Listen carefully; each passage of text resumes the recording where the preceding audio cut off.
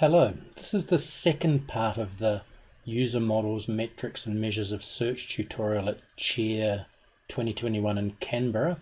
My name's Alistair Moffat and I'm going to be working through this block of the tutorial with you.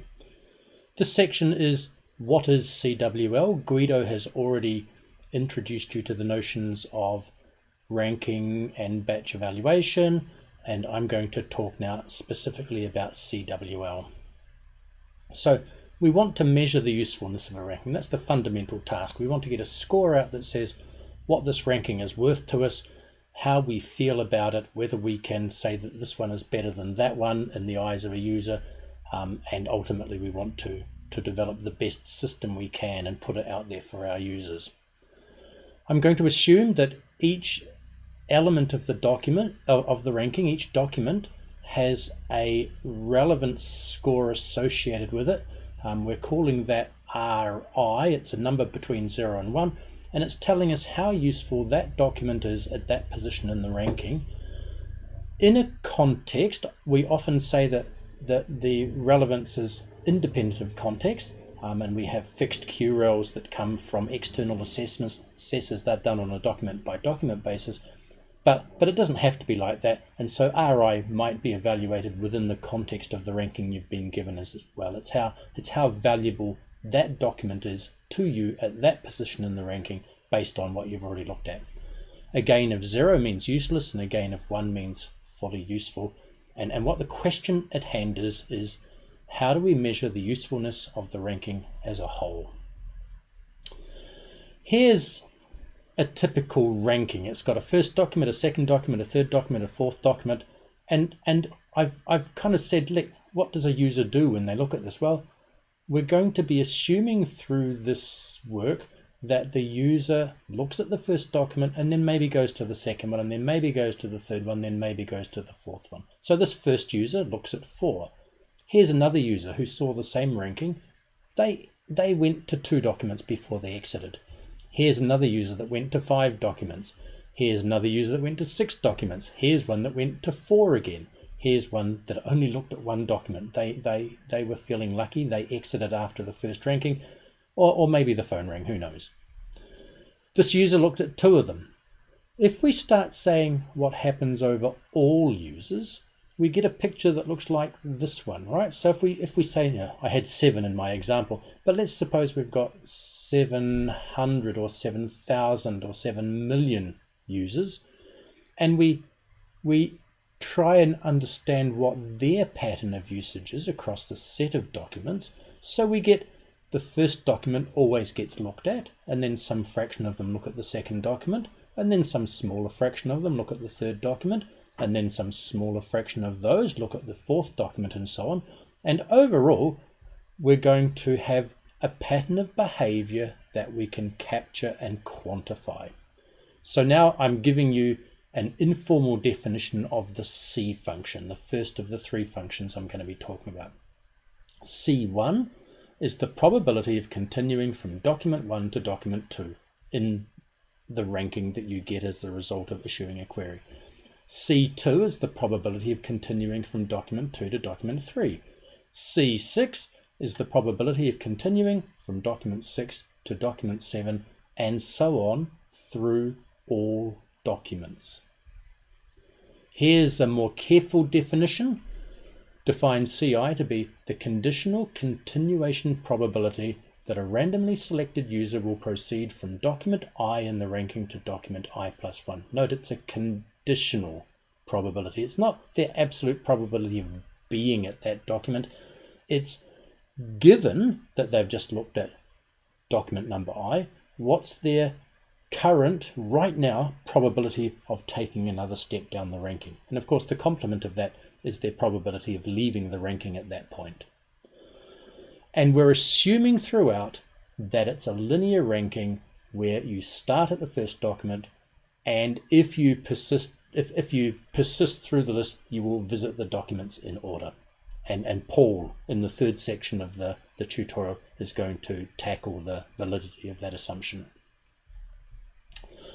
So clearly, it's a conditional probability. It lies between 0 and 1 at every depth in the ranking, And if we do get 0 somewhere in the ranking, then it doesn't matter what happens after that, because our users are not going to go that far, go any further beyond a 0 continuation probability.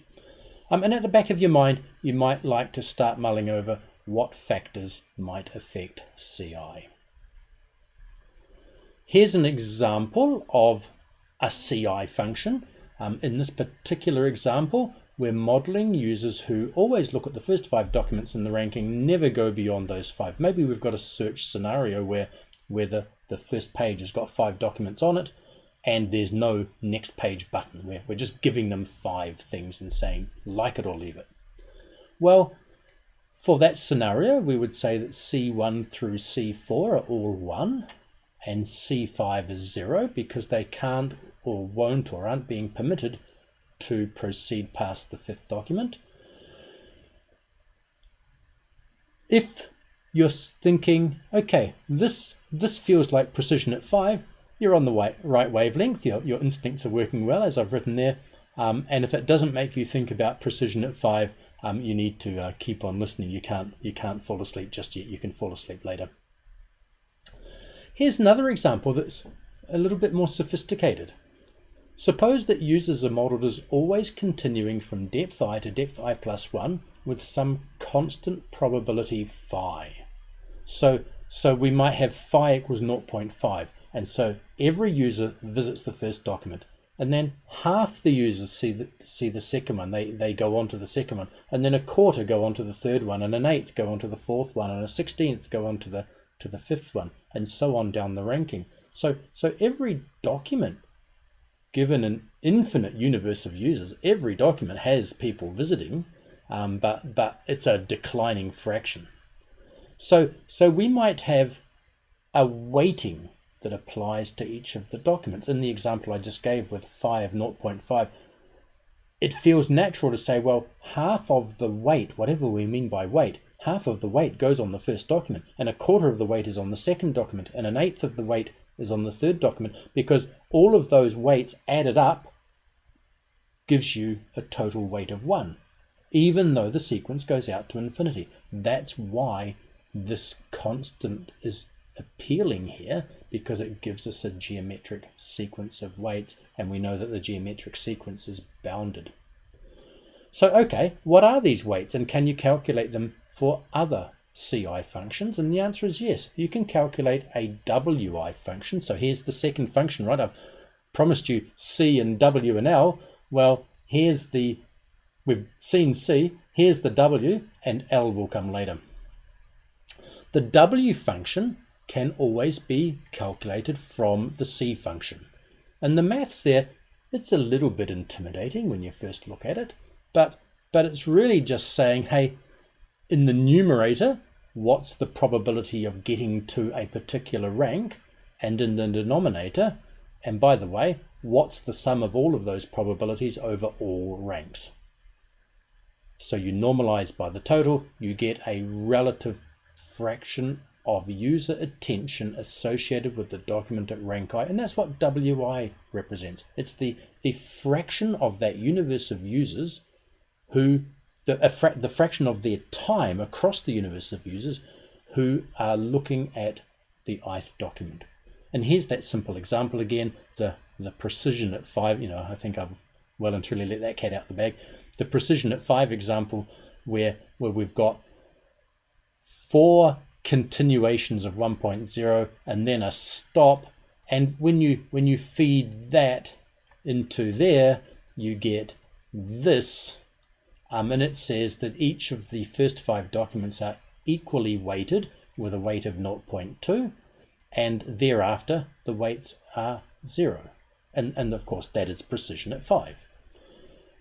Here's the other one I used as an example. If we've got a constant continuation probability, then the weights are the geometric sequence, as I said, and phi doesn't have to be 0.5. Phi can be 0.9, in which case the first document in the ranking has got a weight of 0.1, and the second document's got a weight of 0.081, and the third document's got a weight of 0.0729. And it keeps on going like that, and it will add up to 1.0, the sum of the weights. Once we've got those weights, we can put them into a weighted sum, taking the inner product of the weights and the relevance vector. Remember, those RI values are the gain that comes from seeing that document in that position of the ranking. And it can be a context-dependent one based on factors like query facets and repeats of documents, for example, or it can be a fixed value that's come out of a set of static curials. The formula doesn't need to know. And all we're doing is saying, well, what's the expected rate of gain per document inspected? Okay, that inner product there taken through to infinity is an expected rate of gain of utility, however we're measuring utility. So we measure milk in litres, and we measure bread in slices. Well, we measure gain in, we don't have a unit for it, in a couple more slides I'm going to call it rels. So we can think about how many rels of utility did a ranking deliver. Well, the ERG metrics calculated via this inner product are working out the expected rate of gain in rels per document. And for that simple example, the metric, as I said, I think the secret is well and truly done. The metric is precision at 5.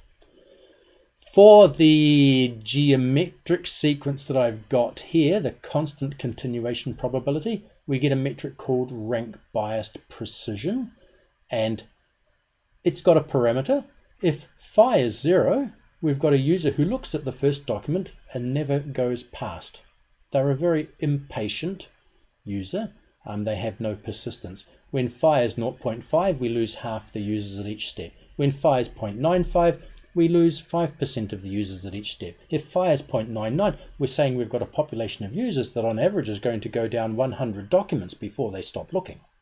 Right? So we've got a parameter that's something like the @k parameter of precision, but it gives us a set of smooth curves where the steepness of the curve is dictated by the parameter, but it doesn't have an abrupt cutoff anywhere.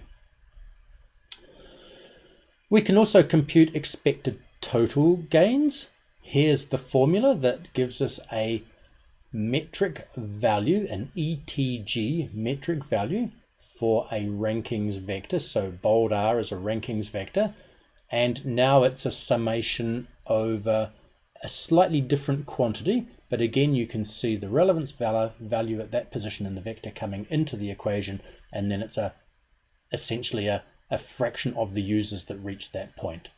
And what this tells you is the total usefulness that the average user will derive from this SERP measured in rels. And this kind of says that, I've already alluded to this, there is a relationship between the expected depth and the weights. It's actually a surprisingly simple relationship. If you've got a weight of X on the first document after you've decided what your CIs are and computed your WIs, then the expected viewing depth across your population of users is 1 over W1. So in the case of precision, W1 was 2, 1 over 0.2 is 5. The expected viewing depth of users in precision at 5 is 5. No surprise there, right? But it also works for every other CWL metric.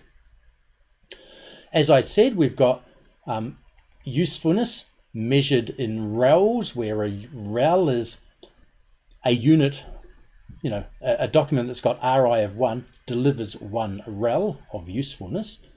We've got the ERG metrics and the ETG metrics, which give you a total usefulness from that SERP for the average user. So we come back to that question of what factors could or should or might affect CI. And here's some hypotheses. I can argue for these in terms of attractiveness, perhaps.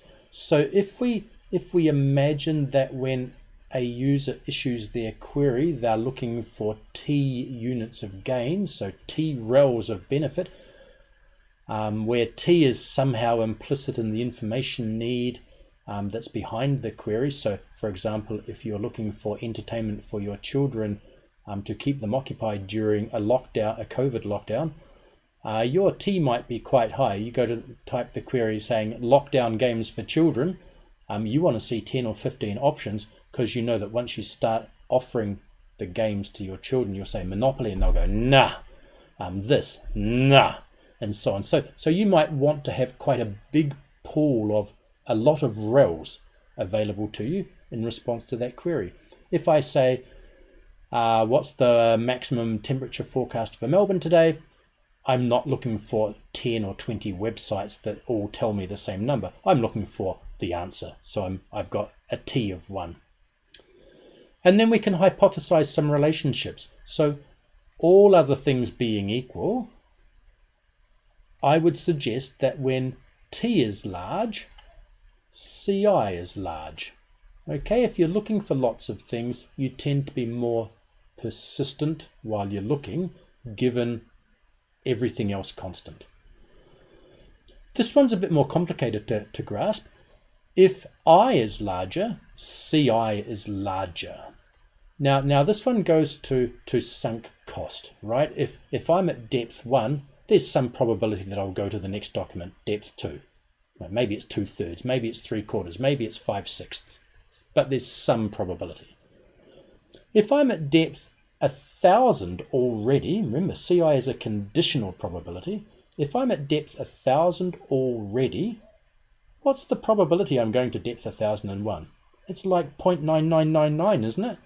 If I'm already invested that much to be at depth 1,000, you kind of feel he's going to go to 1,001. If I offered you a bet, you'd take the bet, right? So we have some sense as human beings of having invested, and when we make investments, we tend to persist with them.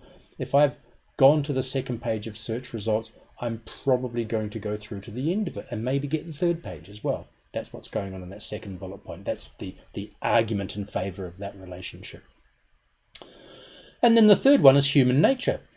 As you collect rels, as you see utility come out of the part of the ranking you've inspected, you tend to be less inclined to keep looking, right? You're looking for something, you're hoping to accumulate something. As you're building up that stack of things that were what you were looking for, that are useful documents, you become less inclined to keep going. If I'm looking for 20 games to keep children occupied during lockdown, and I've found 20 games, I might keep on looking. I don't say that CI is 0, but I won't keep going with the same urgency as if I've got kids pulling on my shirt saying, Daddy, Daddy, Daddy, what are we going to do now? And I've only found one game and they've already said no to it. Okay, so the third bullet point is also it's like a directional. It's which way do we want the correlation to be? And we've got these 3 hypotheses here. Do we have any evidence for those hypotheses? Well, this is an old photo. This is Paul, who's coming next in the sequence of presenters, in front of a gaze tracking camera.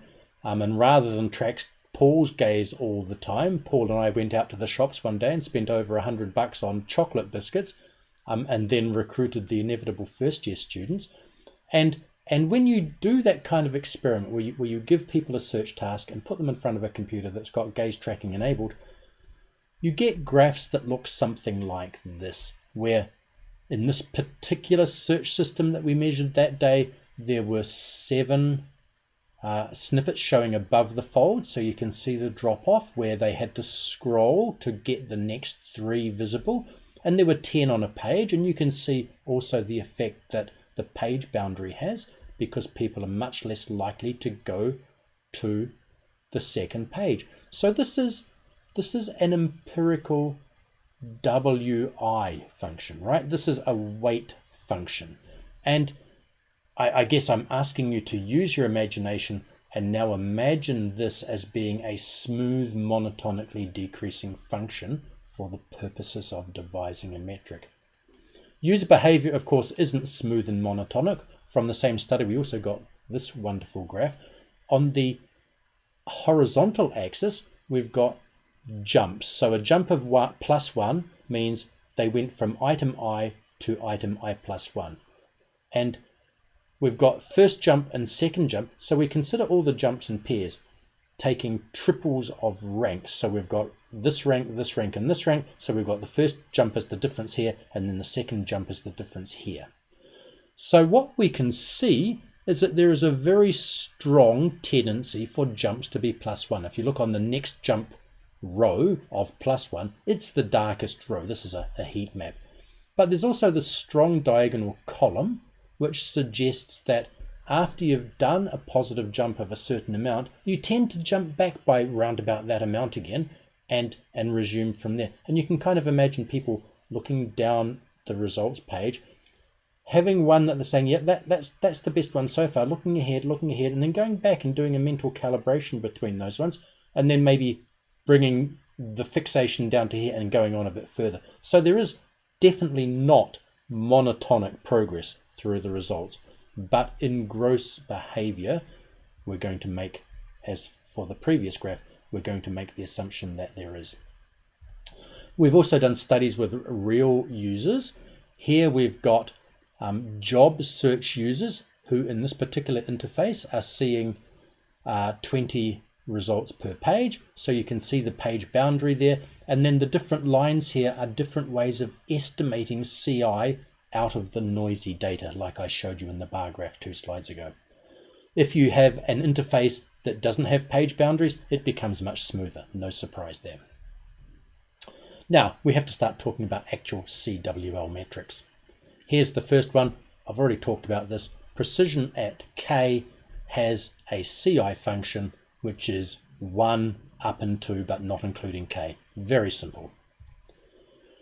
Rank biased precision has a constant CI function and an expected viewing depth. I kind of used that earlier in part of the example I gave. An expected viewing depth of 1 over 1 minus phi. If you've got a high value of phi, you're going to go a long way down the list before you stop saying that these are important, but below about 0.95, going to depth 50 is fine. The sequences will have converged enough. Here's a new one. What about a user who seeks one useful document and stops if they find it? Well, this person, we can say they will continue if Ri is 0, and they will stop if Ri is 1. So we've now got a CI function which is adaptive. It depends on what they've seen already in the ranking.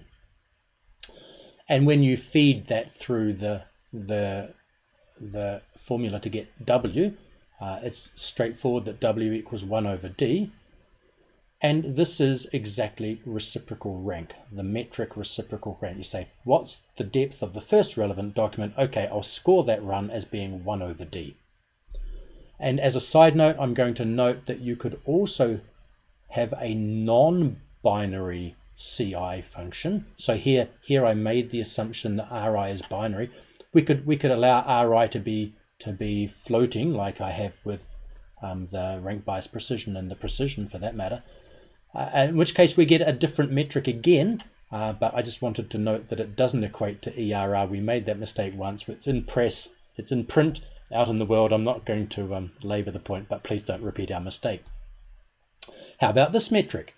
This metric says that CI is a complicated function of, and the most important thing in here, it's a complicated function of the things in the ranking that you haven't looked at yet. Okay, so this CI function, while it's mathematically calculable, isn't a behavior that actually could represent what a user's doing when they're looking at this particular SERP. We can't say that this is a user, a function that maps a valid user behavior, because it involves looking into the future to make the decision that you've got to make right now. This particular CI function corresponds to average precision, and you're going, never, no, how could that be? And I'm saying, yes, it does. Here's another one. Here we have, again, it's a complicated CI function, but it's had a bit of thought put into it because now we're also bringing in the TI value. There is the extent of the unmet demand, right? So I said that we start off the query looking for T units of relevance. Well, after depth I, let's suppose that we've found R units of relevance, R rels. So we've got some unmet demand still. If we put the original demand and the unmet demand and the depth in the ranking, that's what the I is there for, into this, and then make a ratio and square it so we get a converging sequence, because we do want a converging sequence on the W's, we have a metric called inst. Why is that interesting, you're asking yourself, apart from the fact that it's an anagram of NIST? Well, because it meets our desires, it meets our goals. The way that formulation works is that all other things being equal, we've got when T is largest, CI is largest, so it's goal sensitive. When I is largest, CI is larger, so it's got the sunk effort thing going on. And as RI gets larger and TI gets smaller, CI gets smaller. As you get closer to being satisfied, you're less inclined to continue, and that's happening at each step. Formulating metrics number 6, you don't have to use any of those. We're giving you a framework here. If you've got an understanding of your users based on click logs, based on user studies, based on your own innate understanding of what they're doing with your search service, you can build your own CI function and then out of it define a CWL metric that suits your evaluation as you try and improve your system. Okay, you don't have to use someone else's metric. You can use your own metric, and Leif is going to be talking about that in the 4th section of this presentation. Just before I close, you're saying, hey, what about L? You promised a CWL. Where did L go? Well, it's the proportion of users who visit I as their departure point out of the SERP.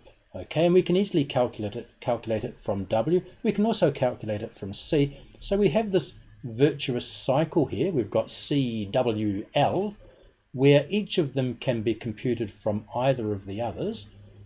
And each of them, more importantly, each of them might be something that you can find evidence for by studying users or by studying logged user behavior. So once you've got evidence in one form, you can compute your metric. One more thing to say, something's missing.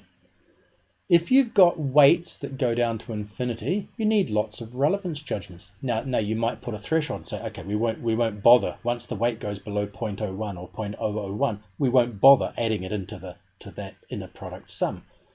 But what if you haven't got full judgments and you're a bit worried about the quality of your experiment because you have got infinite weights? What you should be doing is computing a residual by calculating 2 scores. First of all, you assume that all unjudged documents have a relevance value of 0, and then you recompute your whole score, assuming all unjudged documents have a fully relevant with a relevance score of 1. The true score for that ranking is somewhere between those extremes, right? I mean, that's just maths. And the residual is the width of the interval. And then you've got to think about the residual in the light of the scores. If you've done a retrieval experiment and you've got a score of 0.1 and a residual of 0.3, you probably haven't measured your score even accurately to that 1 decimal place. You've got to be a bit careful. Summary of the section then, I'm going to wrap up and try and finish inside 30 minutes. CWL metrics are constructed by hypothesizing or inferring or measuring behavior over a population of users. The critical component is the conditional continuation probability, but it's a triangle of activity. We've got ERG and ETG metric forms available depending on exactly what you want to measure. They're related by 1 over W1. Residuals should be monitored and not ignored. And then the most important message of all, CWL spells cool. Thanks very much for listening. I hope you learnt something out of it. I'm finished. Paul will be next.